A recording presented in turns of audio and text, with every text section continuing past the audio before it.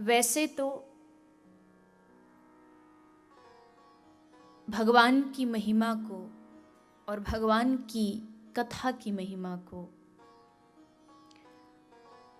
जितना गाया जाए उतना कम है। शास्त्र पुराण, हमारी वैदिक हिंदू संस्कृति इस सत्संग की महिमा से भरपूर है। शुकदेव जी कहते हैं, तुलयाम लवे नापि न स्वर्गम न पुनर्भवम।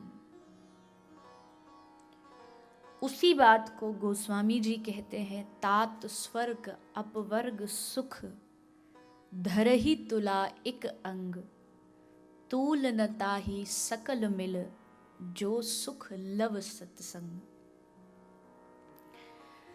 वही बात जब कबीर से पूछी गई तो कबीर ने भी कहा कि राम बुलावा भेजया दिया कबीरा रोए। कबीर रो रहे हैं। लोगों ने पूछा, आप तो विद्वान हैं, आप दुनिया को ज्ञान बांटते हैं कि मृत्यु अटल सत्य है, फिर क्यों रो रहे हो? कबीर कहते हैं, राम बुलावा भेजया दिया कबीरा रोए, जो सुख है सत्संग में सो बैकुंठ में न होए। पहली बात तो कबीर को अपने कर्मों पर इतना भरोसा था कि वो जानते थे कि मृत्यु के उपरांत में वैकुंठ ही जाने वाला। किंतु फिर भी हृदय में एक पीड़ा कि जो सत्संग मुझे इस धराधाम पर, इस पृथ्वी पर सुनने को मिला, क्या वो स्वर्ग में मिल पाएगा? क्या वो वैकुंठ में मिल पाएगा? कभी नहीं। इसलिए शायद आपको याद हो, जब आप प्रथम दिन इस कथा में पधारे थे तो मैंने आपसे कहा था कि देव योनि अवश्य महान है, महत्वपूर्ण है, लेकिन जब मानव योनि प्राप्त होकर के आप हम सभी को भगवान की कथा श्रवण करने को मिल गई, तो ये मनुष्य योनि देव योनि से भी बढ़कर हो गई। आप जल पिए, पानी पिए, तो पानी शरीर में केवल 1 दिन रहता है। विज्ञान कहता है कि भोजन करें तो भोजन आपके शरीर में 3 दिनों तक रहता है, लेकिन यहाँ जो आप सुन रहे हो 7 दिन से, ये जब तक आपका ये शरीर रहेगा तब तक यहाँ की बातें आपके दिल में बैठी रहेंगी। आप कहो कि नहीं, हम यहाँ से सुन के जाते हैं और बातों को भूल जाते हैं, कोई बात नहीं।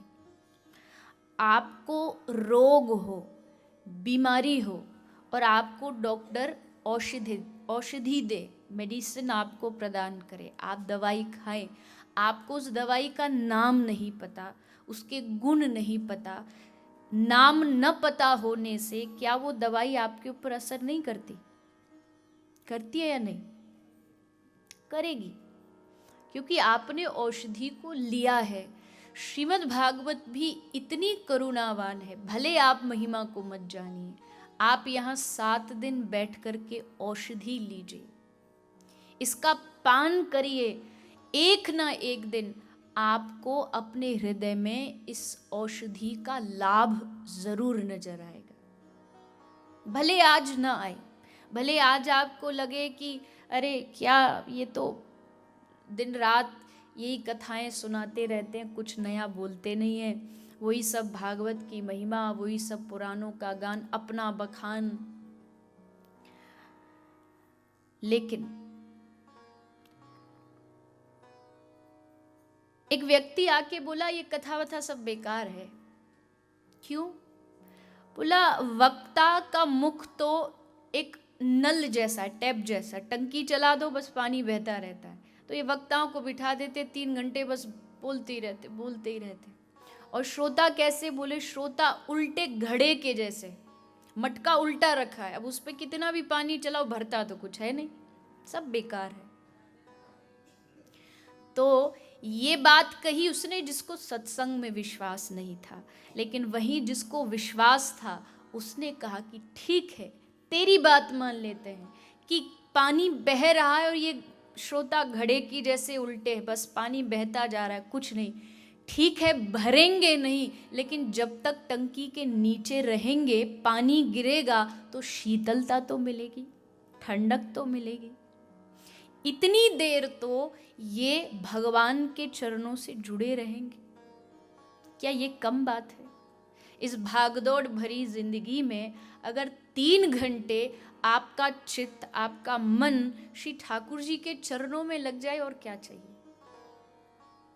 अपने आप से पूछिएगा, जब आप इस कथा में बैठते हैं, कथा में विराजमान होते, आपका मन संसार की कितने झंझटों से दूर हो जाता है।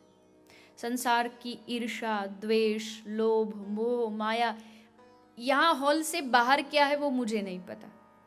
हो सकता कथा के बाद भोजन पे ही लड़ पड़े, कथा के बाद की कोई गारंटी नहीं है, लेकिन इन 3 घंटों में जब आप कथा से जुड़े हैं, कभी कभी तो आपका अनुभव आप जाने, लेकिन कभी कभी तो ऐसा एहसास होता है कि साक्षात श्री ठाकुर जी हमारे सामने हैं और हम उनका अनुभव कर पा रहे हैं। कथा क्या नहीं कर सकती, वैकुंठ पति को वैकुंठ छुड़ा करके आपके पास ला सकती है, इतनी कथा की सामर्थ्य है, इतनी सत्संग की सामर्थ्य है। ना भी बदलो कोई बात नहीं, ना भी बदलाव आए कोई बात नहीं। बहुत लोग कहते सुनने से कुछ नहीं, आचरण में लाओ। जो ला सकते हैं वो प्रणम्य है, प्रणाम के योग्य, नहीं भी ला पा रहे तो भी बस सुनते रहिए, सुनते रहिए।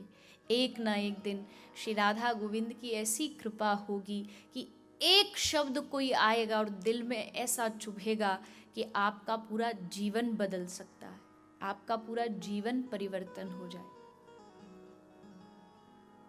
पर छोड़ना नहीं है, विश्वास बनाए रखना है सत्संग के ऊपर, भागवत के ऊपर।